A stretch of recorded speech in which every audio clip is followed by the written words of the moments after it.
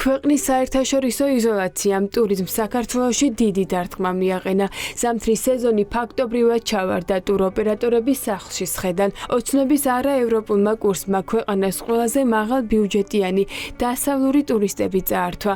უსამსახუროდ ბევრი ადამიანი რჩება. ფაქტიურად სფეროს ნაწილი სრულად გაჩერდა, ნაწილი ნაწილობრივად გაჩერებული. სვანეთში ვიყავი რამოდენიმე დღის წინ და არის უმძიმესი სიტუაცია, რომ შევადაროთ თუნდაც შარშანდელ სიტუაციას. ჩანაწერები კალენდრის შარშან ამ დროს და წელს.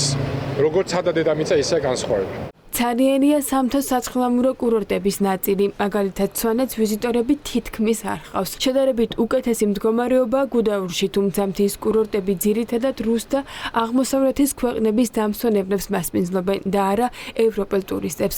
დასავლური ქვეყნებიდან ხალხი საქართველოში ჩამოსვლისგან თავს იკავებს, ბოლოდინები კი კიდევ უფრო მძიმეა. კატასტროფულად არის შემცირებული მაღალშემოსავლიანი სტუმრების რაოდენობა, მე გულისხმობ აქ დასავლეთ ევროპა, ამერიკა, ავსტრალია, იაპონია ის ქვეყნები, რომლებიც ყოველთვის ჩვენთვის იყო სტრატეგიული ბაზრები. კურორტზე ჭარბობენ სამწუხაროდ ოკუპანტი ქვეყნის წარმომადგენლები, თურქეთი და სომხეთი.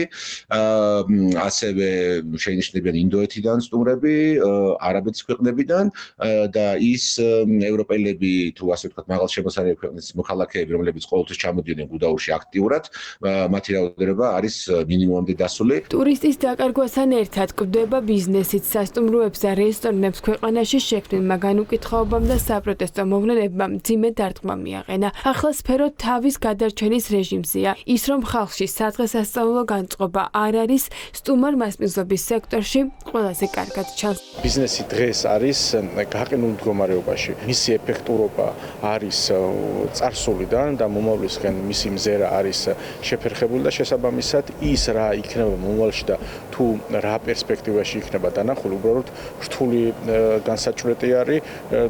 მაშინ, როდესაც ჩვენ ბიზნესის წარმომადგენლები უნდა გვქმნიდეთ დოვლას, უნდა გვქმნიდეთ დასაქმებებს და ამაზე უნდა ვფიქრობდეთ გაფართოებაზე თუ განვითარებაზე, ამ შემთხვევაში სამწუხაროდ ეს შესაძლებლობა მოკლებული არის. ფაქტობრივად ერთადერთი მიმართულება, რომელიც იანვარ-თებერვლის თვეში შედარებით ამუშავდა, საქართველოდან გასვლითი ტურებია. წინა თვეების ჩავარდნის შემდეგ მოგზაურობას ჩვენი მოქალაქეები უფრო გეგმავენ. მიმდინარე პროცესები ქვეყანაში, არჩევნების შემდეგ დაწყებული შემდეგ უკვე აქციები, ხალხი თავს იკავებდა, იმიტომ რომ ჰქონდათ განცდა არასტაბილურობის, არ იცოდნენ რა იქნებოდა, როგორ გაგრძელდებოდა, ასევე ჩემომყვანი ტურიზმის მიმართულებითაც იყო რაღაც შემთხვევები, როდესაც ჯგუფები გაუქმდა.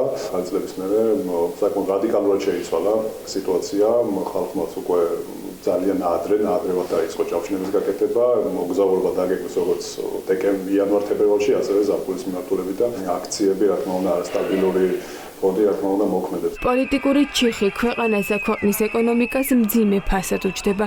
ინტერესი დასავლეთიდან ტურისტებს უქრებათ და ქვეყანაც საერთაშორისო მასშტაბით ინტერესს კარგავს.